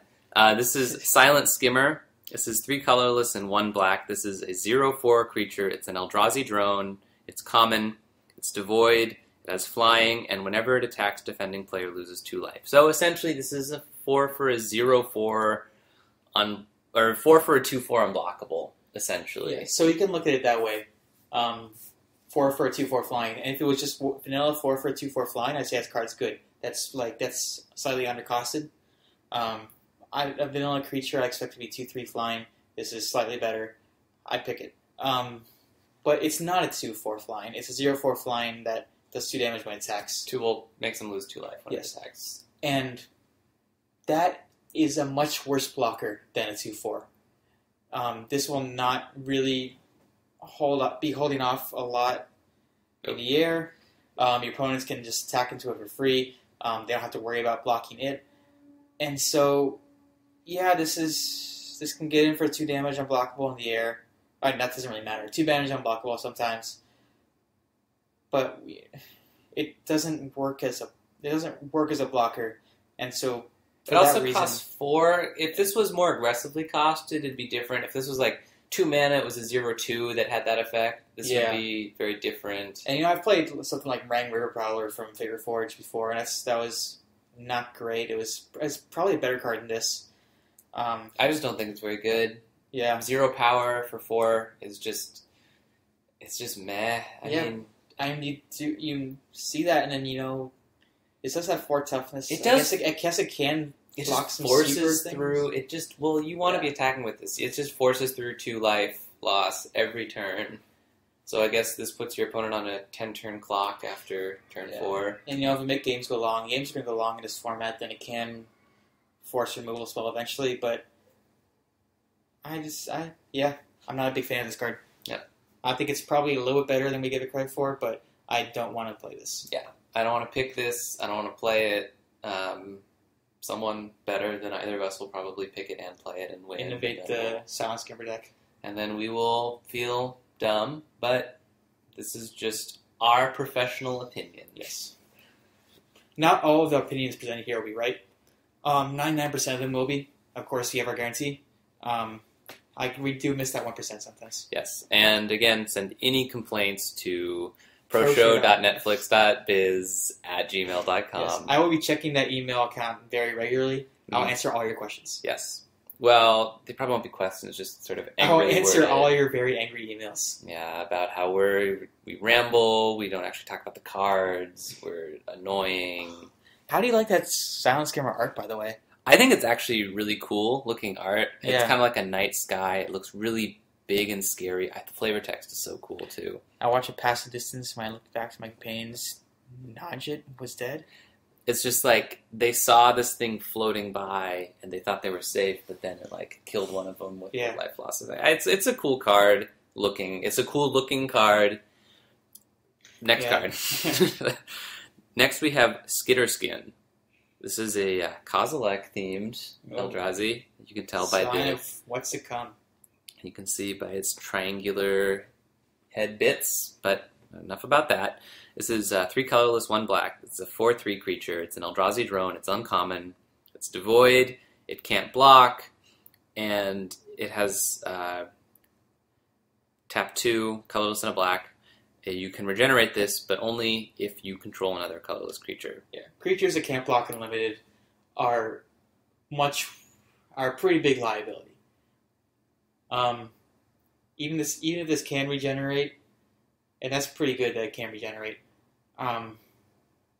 This it's gonna be difficult to. This card is very bad if you're behind. This card is not gonna get you back into the game if you're behind. If you're being aggressive, if you have an aggressive start, then it's gonna be great. You're gonna love it because you're pushing through 4 every turn, and then they can't block it without you just regenerating it. So generally, you're just going to be forcing them to chump block every turn until you win with it. It's great if you have that aggressive start. Not every aggressive black deck's going to have that aggressive start. Even if you're playing red, there's going to be games where you just also it can be play more games than you expect where you don't really have that start. And green red is kind of the aggressive deck, the landfall deck, and then allies is more aggressive, and then this card doesn't really fit into either of those. I see a black-red colorless theme going here. I'm not really buying it. I don't think it's going to be a tier 1 archetype. Yeah, this would be like with your I forgot it was the red one that was 3 for a star 5 that powers. I know, I forget the name too. I know which one you're talking about. And I'm sure our listener does as well. Yes. Okay, Skitter Skin. I would still end up picking this mid-pack if I was in kind of a black-red aggro. I think pack 1, this card is going to get picked really late. I think packs 2 and 3, this will get picked up a little earlier because this is a card that needs a lot of support. Well, just your deck needs to be a certain flavor for it to be truly effective. And regeneration... It's conditional regeneration, but you'll generally meet that condition, and that makes it pretty good. 4 for a 4/3, Yeah. I would maybe run one of these in my deck. I don't want to be overloading my deck with these. And yeah, well, you don't want too many mediocre 4-drops in any deck. Yeah. Speaking of mediocre 4-drops, this next card isn't one of those. This is a Sledge Crawler. Costs 1 black. It is a 1/1 Eldrazi drone creature. This is at common. It has Devoid, it has Ingest, and it has the ability to pay 2 colorless to give it +1/+1 until end of turn. Yeah, this is... If you remember talking about the blue 1-drop that has Devoid Ingest. And then when it dies and it loots. Yeah, I was not a fan of that card. It's a 1-mana 1/1 that's not going to do anything relevant past turn 1. This is slightly. This is worse. Slightly. This is worse. Okay. Yeah, 2 mana to pump +1/+1 is still not a good effect. Especially, it's not going to scale well with the power level of the board. Mm-hmm. If you have 6 mana up, this becomes a 4/4 for 6, like late game. Yeah, I mean, if you ever play with Lightning Berserker and Dragons, it's like that where you would attack with it. And you say, okay, if they block it, then I can totally pump it and trade with something. And they say, okay, no blocks. And you say, well, okay, take 1 because I have something else I actually want to play. Yeah. And this is what's going to happen with this card. The Ingest is not going to be... The Ingest is a slow mechanic. You're not going to want exile cards really until turn 4 at the earliest. And you're playing blue to get those Ingest. And you got your Benthic Infiltrators and your Mist Intruders. Yeah. There's no processors that really need to be enabled on turn 1. So yeah, this card it's just so vanilla. It's not vanilla, but it's a 1-mana 1/1 with a very small upside. Not worth playing. The only 1-mana 1/1 we've seen that we'd play is Dragon Master Outcast. Is that correct? I just think there was another one in white. The green one that could sacrifice, I'd say, was like a 23rd card or something. But yeah, the Dragon Master Outcast is a very good card. Yeah, this isn't. Sledge Crawler is going to end up in the bottom of every pack. It's good for starting a fire in the winter when it gets cold. You can throw a bunch of these in your fireplace. I wouldn't recommend that, though, because they're covered in ink. Yeah, it's just not a good card. Sorry, everyone. They can't all be winners. This next card is a winner. It's Smothering Abomination. Costs 2 colorless, 2 black. It is a 4/3 Eldrazi. It is rare. It has Devoid. It has Flying. At the beginning of your upkeep, sacrifice a creature. Whenever you sacrifice a creature, draw a card. Yeah, this is a very powerful card if you can get to start going. If you can keep it in play for 1 turn, it's already doing enough. Yeah. And if you can fill the board with Scions. If you've got that green, there's a green processor that pumps out Scions for 2 mana. Processes for 2. Yeah, there's the cards. There's a couple cards that replace themselves. We talked about one in black. There's one in green earlier. Yeah, if you can keep this on the board, then wow, this is just going to win you the game straight up. Whenever you sacrifice. So if you're using those Scions to ramp, not only are you ramping, let's say you sack 2 for 2 mana, you're also drawing 2 friggin' cards. 2 cards, guys! Yes, the drawing cards doesn't have to be a response to its upkeep trigger. It can be any kind of Anytime sacrifice. you sacrifice a creature. Oh, like Altar's Reap, or Bone Splinters, or using an Eldrazi spawn. This is a pack 1 pick. It's going to push me right into the... Oh, by the way, it's also a 4/3 flyer for 4. Yes, a 4-power flyer for 4. This is going to get through for a lot of damage if it stays on the board. This is a pack 1 pick. It's going to push me into this black-green sacrifice archetype. If I don't make it into black-green... If I don't really make it into green, I'm kind of missing out on good sacrifice fodder. Yeah. Then I don't think I'd play this card. Yeah, the thing is, you don't want to be sacrificing good creatures to it. And you sacrificing itself, I don't think you draw a card from it, so it's just not ideal. So I think that I would be willing to sacrifice bears with this card. I think, sacrifice a bear, draw a card is the best effect you can get from these bears in this set by turn 5 or 6. You're never actually going to do this. But yeah, if I'm playing cards that actually really kind of want to stick around. Was Culling Drone the 2/1, 2 for 2/1 that replaces itself? Culling Drone was a 2/2 ingest. All right. What was the Maliki or something? No, it was up at the top. Let's take a quick break to figure out here. Technical difficulty. Carrier Thrall. Yes, that's optimal. Play a Carrier Thrall, you sacrifice it to Smothering Abomination, draw a card, put a Scion on the board. Next turn, you get to sacrifice that for another card. Smothering Abomination gets to stay longer. This card necessitates removal when they see it. It's huge. It does everything. It does everything. It's aggressive. It's a 4 for a 4/3 flyer. It draws you cards, which is probably the most powerful effect in Limited, besides destroy target, whatever. Yeah. This is great. This is great. Something you can do if you're going up against this card, since sacrificing doesn't target, if they have one good sacrifice target, you can just cast a removal spell on that, and they're going to be forced to sacrifice something actually good. Mm-hmm. Or during your upkeep, I guess it's at the beginning of your upkeep, are you allowed to use instants? There's that red instant speed, active treason. Oh yeah, you can totally active treason something and sacrifice that on your upkeep. Yeah, that's never not happen. Gonna come up. Yeah, but it does fit on curve. So yep, turn 4 this, turn 5, untap, play. No, you can't play land your upkeep. Oh yeah, so this is a never mind. All right. Yeah, all right, this card's bad. We're getting into some super tech here. Yep, pro tech. But Smothering Abomination is very good. I would still pick it even if I wasn't necessarily in black-green, just because I think even sacrificing one shitey creature that you don't want. I have to already have Eldrazi Scion. If I had multiple blue Eldrazi Scion makers, and I'd go into it, but I just don't want to be. If you're not making creatures, if you're not making a good amount of creatures that you're okay sacrificing, this card is going to have to sacrifice itself, in a couple turns. Mm-hmm. And that's aggressive, but it's not really a great effect if you have to sacrifice. If you can get him for damage twice and to sacrifice it. Yeah, but still really high pick. You'll be sad to pass this pack 2 if you're not in black, but that's just how it goes. Mm-hmm.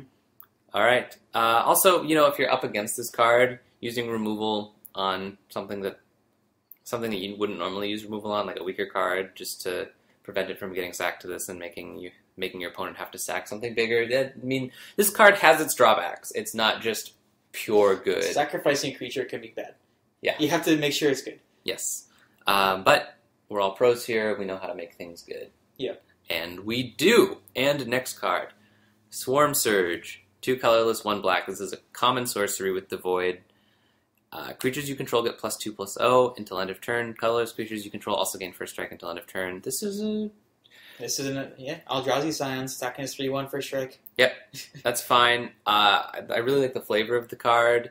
That it's a sorcery speed, it's a surge. You get to see all the horrible monsters coming at you, and you can't even do anything because they all first strike. The Eldrazi rampage across Zendikar, and it's hide of chittering, heaving flesh. I well, that's just that's a lot of adjectives there. Yeah, and the art is kind of confusing here. That's just a bunch of massive tentacle giants. Yep. Skittering across Zendikar in a tide of chittering, heaving flesh. I'd say rampaging across Zendikar, actually. Oh, yeah. Yeah. This is okay. It's source free speed, and that's not really something you want. It's not a combat trick, really. Yeah, it's something you play and then go into combat, and that's not clearly worse than waiting for him to block. Mm-hmm. You have to be going wide with colorless creatures too, which is not going to be enabled by very much in this set. But there are ways of doing that. This is definitely not something I'm doing in a half and half Eldrazi, non-Eldrazi deck. This is something I'm doing if I'm in pure. If I'm going hard, heavy on the void cards. Devoid kind of sounded like the white cards. The void cards, yes, right? Devoid. This isn't a top pick. Certainly, this card will probably wheel. I think it'd be fine playing one of them in a deck. This could still just totally screw over your opponent if you have even 4 or 5 creatures on the board, 4 or 5 Eldrazi creatures. Suddenly, including the Scions too, because those are legitimate attackers when they attack as 3/1 first strike. Yes, 3/1 first strike is quite nice, and if they trade or block up, like you're losing a Scion, so that's fine, and you're probably getting through a lot of other damage. So Swarm Surge, pretty good. If you're in that deck, don't pick this card if you're not. Agreed. Next. Transgress the Mind. This is a colorless, a black. It is a uncommon sorcery with Devoid. Some painful art. Yeah, the art is just disturbing as heck. It's an Eldrazi reaching through the back of someone's head and through their mouth. And like opening their mouth too wide. It's really disturbing. But the effect is even more disturbing. Target player reveals his or her hand. You choose a card from it with converted mana cost 3 or greater and exile that card. This is the balanced version of Thoughtseize that they printed while Thoughtseize rotated out. I guess this is the balanced version of Inquisition Kozilek, which is a pretty good card in Modern. So. Yes.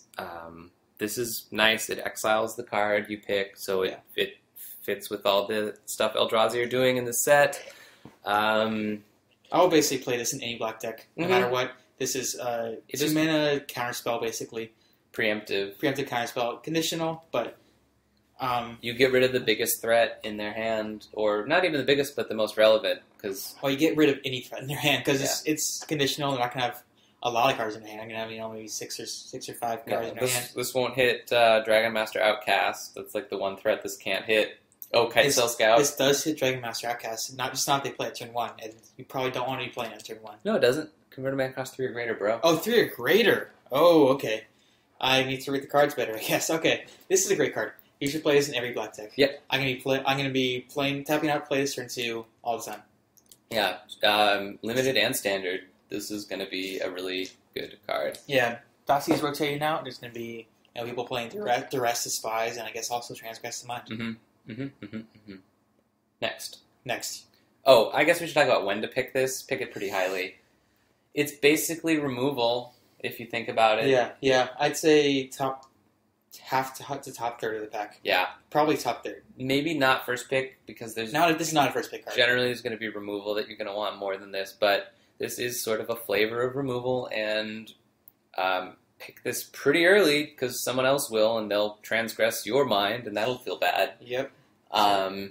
Also, this is a really good sign that black is open getting past this card. Yeah, if you've ever gone against Thoughtseize in Standard and you think, wow, I have a really good hand, and then your opponent plays turn 1 Thoughtseize and takes the card that you need, and all of a sudden your hand just looks like crap, you know how powerful these effects can be. Yep, and it also exiles that card. Again, that's just Processor nice. Fuel. Mm-hmm. Okay, next card. Vampiric Rites. This is a 1 black costing enchantment. It is an uncommon. Colorless and a black. Sacrifice a creature. You gain 1 life and draw a card. This is a difficult one to evaluate. I don't think this is a great card. I don't think it's great in limited. I think this could have some standard play. Maybe. I don't really see it, but anything's possible. Drawing cards for 2. isn't the worst, and there's like graveyard things you can do. I mean, we're not here to talk about standard. We're not here to be wrong about standard, people. We're here to be right about standard. We're here to be, yeah, and to be dubiously correct about limited. In limited, it's a turn one play that won't hurt you to play. It basically sort of like Evolutionary Leap. It just whenever you get targeted with removal, you can avoid it to get some effect. You can block something and sacrifice it to draw a card. This is probably good. Yeah, I'd say one of in a deck. Definitely not multiples of this card. No, this is not stack. But having one just gives you a little extra insurance, and pretty much any deck that runs black, it's basically makes your creatures removal proof. Well, not removal proof, but it turns removal into serious upside for you. So unlike Evolutionary Leap, where you just would automatically find another creature when you sacrifice something, you can sacrifice something and draw a land. You can sacrifice something and draw something that's not very relevant to the board. Hopefully, you shouldn't be playing too many cards that aren't relevant to the board of your deck, but it's possible. It happens.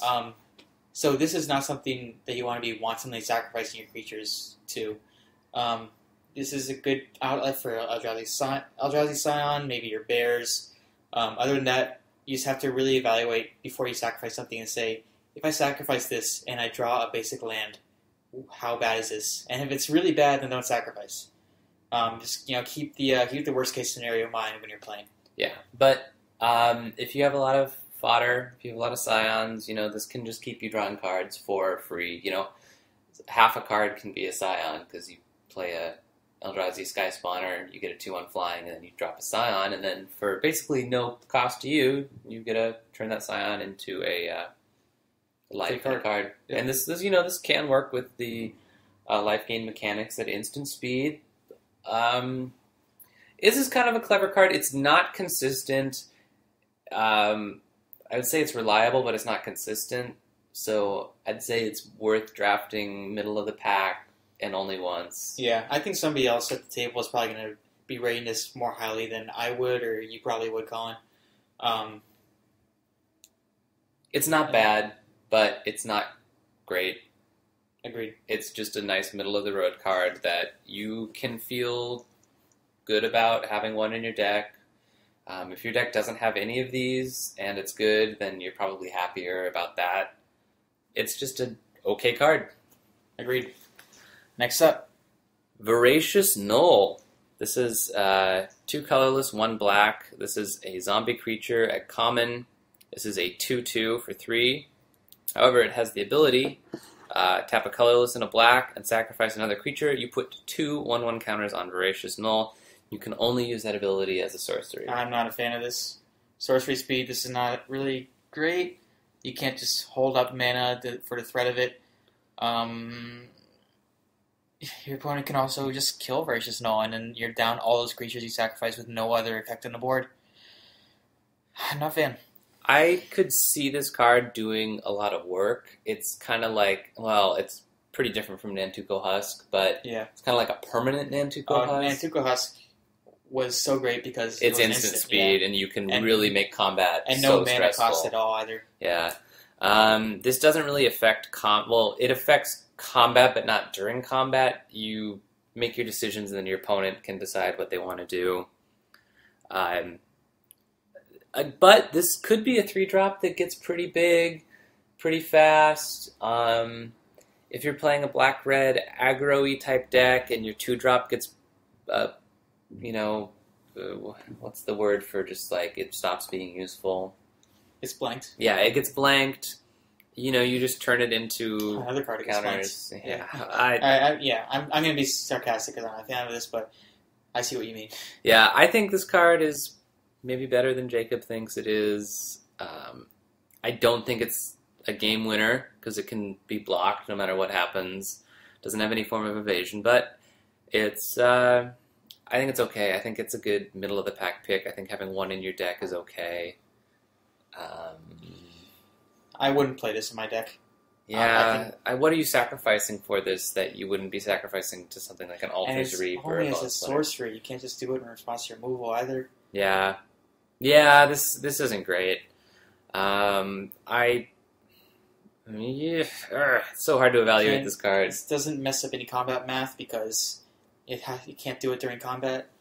All right. It is probably the most disturbing looking card in the set. It would be more disturbing if I could figure out what the art actually was. See, it's like it kind of looks like the depiction of Saturn eating his own child. He's just like tearing into an Eldrazi corpse, I think. It's all purple. These days, there's no shortage of food for the gnolls of Ghoul Draws. Andrena said that. Yeah, maybe I don't like know. a vampire or something to eat Eldrazi. That would be pretty cool. Yeah, well, this is a zombie. This is... Gosh. I'm gonna overrate this card and say that it's probably better than we think. Jacob is going to probably rate it correctly and say that it's really not that good. I'm going to rate it as unplayable. Don't draft it. Alright, and I will rate it as playable. Have one in your deck if you need it, but pick other things above it. Cool. Okay. Watch us both be wrong. Okay, next card. It's actually the best common in the set now. Wasteland Strangler. This is a... Speaking of cards, I have no idea what's going on in the art. This is a 2 colorless, 1 black. This is a 3/2 Eldrazi processor. This is a rare card. It is devoid. When Wasteland Strangler enters the battlefield, you may put a card and process a card. If you do, target creature gets -3/-3 until end of turn. This is good. This is one of the big payoffs for ingesting. Yes, this is a 2-for-1. This is a 3-mana 3/2 that also just kills one of their creatures. Guaranteed. Yep. And it's great. It is great. This is great. This is pack 1, pick 1. It's also only a 1 black investment, so you can put this in your multicolor devoid Eldrazi deck. It's good. I don't know what to say, but it's good, and play it. Is there any deck that wouldn't want to play this? Ones that don't have ingest creatures. Okay, great. Even then, it's just a vanilla 3/2 for 3, which is not really what you want to be playing, but it's can go in a deck. Yep. It's great. Yep. Pack 1, pick 1. Yep. Last card. Zulaport Cutthroat. 1 colorless, 1 black for a 1/1. It's a human rogue ally. It's uncommon. Whenever Zulaport Cutthroat or another creature you control dies, each opponent loses 1 life and you gain 1 life. This is a card you want on the board for all your sacrifice shenanigans. However, it's a 2-mana 1/1, which isn't amazing. This is more of a combo-y type card in Standard, I think. Yeah, so if not for the fact that it's an ally creature, this may as well just be an enchantment. The 2-mana 1/1 is not ever going to be relevant. And so the key exception with this card is that it's only creatures that you control die. This won't trigger off removal spells you cast. This only triggers off your sacrifice shenanigans. And for that reason, I don't think it's going to actually do enough damage on average over the course of the game to both justify the card slot and justify playing this as a 1/1 that doesn't affect the board. I can see this draining like 3. If this stays on the board for a long time, that's actually going to be draining for a lot over the course of the game. But your 2-drop isn't going to be attacking or blocking when you play this. So, yeah, a 2-drop that attacks or blocks or does ingesting or some other kind of synergy is going to do a lot more than draining life will. This is also an uncommon, meaning that you're not going to get multiples. It's not going to do a whole lot for you. There is the life gain synergy. There is the ally synergy. So if you're already going that direction, this card becomes much better. But if you're not doing either of those things, this card is pretty mediocre. You don't want to be rewarded for losing creatures because losing creatures is not something that is generally positive. In the set we've seen, there are ways of doing it that are positive, but you have to be in control of that, and this card doesn't really put you in control. This is just a nice synergy card that does almost nothing on its own. So I would say this stacks well in multiples as well as something that's not already a very good card can stack in multiples. If you can get 2 of these down, which is tricky because it's uncommon. It's just uncommon. You're suddenly draining life pretty quickly. Yeah. They do trigger off themselves, so you can sacrifice themselves and get drained for 2 life.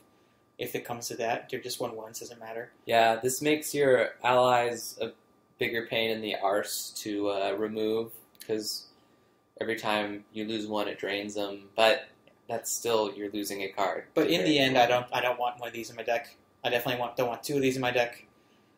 I'm not going to draft them. Okay. All right, and that is black. That is black. What do you think about black, Colin? Well, Jacob, I think black has been very interesting in that it has some of the strongest spells in the set, but also some of the weakest. And I think there's a higher concentration of weaker cards. I guess red had some pretty big duds too. White has some duds. White also had some duds. Blue has a couple duds. All right, so all the colors bar green have a couple duds. Green is perfect. Green is perfect. I'm not even going to joke about that. I think, yeah, black has some really, really high-powered cards. I think there's going to be a lot of reward for going into black, especially if you're the only black drafter. However, if you're going into black and you start getting cut in pack 2, things are going to go real south for you real quick because there's cards that are just not going to win you the game in this color. You have to identify which archetype of black is open if you want to be a black drafter.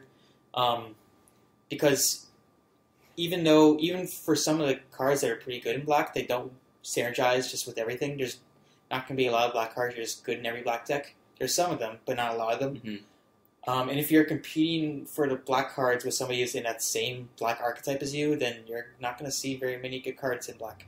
Yeah. But I also have to say the black-green sacrifice archetype seems to be probably the strongest one that we looked at, barring processing, because we saw some really amazing processors. However, that archetype is probably the hardest to set up and probably the one that hurts the most to not get there with.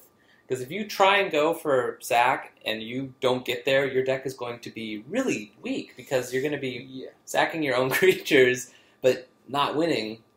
Yeah, you're going to be sacrificing creatures that you want for effects that aren't great. I think that black-green and black-blue are two of my archetypes I'm looking forward to drafting a lot. Yeah. Like, I think those can both be very, very powerful. It just, you have to make sure you actually get there with those decks. Yep. Overall, I think I'm least excited about black as a color to draft, which is kind of interesting because in Dragons, black was so strong. Actually, in Origins, I don't think black was... Black was kind of mediocre in Origins. Yeah. And I think it has the potential to be pretty mediocre in Battle for Zendikar. It's definitely a synergy card. I don't think you're going to be primary black for very much. No. Unless you open Adrana, then you're not going to really be primary black in your archetypes. The gold cards, I think we're going to see some really good black gold cards. Yes. I think the black gold cards are stronger than most of the other gold cards. And those could push you more into black. So I think the black archetypes are very strong. The black contributions to those archetypes are not as strong as the other colors' contributions to those archetypes. So I can see a lot of strong black decks that are not primary black. Yeah, I agree with that. I think it's a supportive color. I think a lot of decks are going to be white with black, green with black, red with black, blue with black, Yeah. But black itself is not so dominant that every deck is going to be running black. Well, maybe every deck will be running black just because it's such a nice... everything. Yeah. And then there's, Drana. Yeah, there's Obnixilis. And Obnixilis, and those cards are absolutely bananas. And then there's some bad... rare vampires that you don't want to open because then you'll feel sad about yourself. And there's also Voracious Null, which you don't want to put in your deck because you'll feel sad. Yes, or you might want to because it might end up being good. Look, we don't know how we do know because we're pros. Yes, we do know. We'll let you figure it out. Yeah, we're being deliberately obtuse as a teaching. All right, we should wrap this up. Yep. All right. We will see you next time when we go over the gold cards of Battle for Zendikar. Gold cards, colorless cards, and lands as we wrap up our Battle for Zendikar preview. Bye. Bye.